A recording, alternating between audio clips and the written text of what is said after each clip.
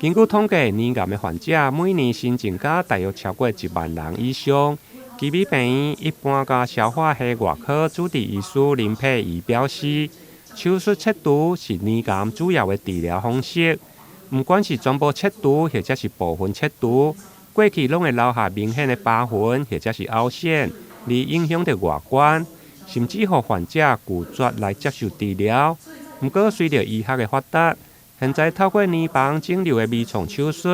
让患者唔免再烦恼治疗加美观的问题。但是其实有些女生不知道说，我们乳房手术在这个现在医疗环境之下，在我们微创这么盛行的时代之下，可以是一个选项。那微创的手术，它当然好处就是伤口会变得比较小，那对组织伤害破坏也会比较少。那所以这样子的处理方式之下，疼痛度会减少。那在外观上面的保留，可以让疤痕缩小，然后也可以加速手术之后的愈合。那很多女生最担心的凹陷的状况，也会因为这样子的微创还有整形的术式合并使用的，如果可以这样子做合并的手术下去做处理的话，也可以减少手术之后的凹陷。那所以其实，在手术前后，我们就可以尽量利用这样子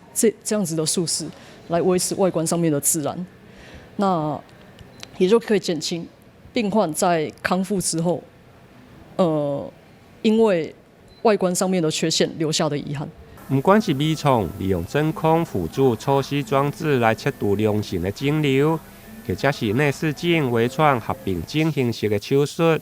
医师拢会根据病人无同的年房状况，设计无同的切口，不但会用将疤痕来藏起来，而且嘛会用让年房维持较自然的外观。台南新闻林根采访报道。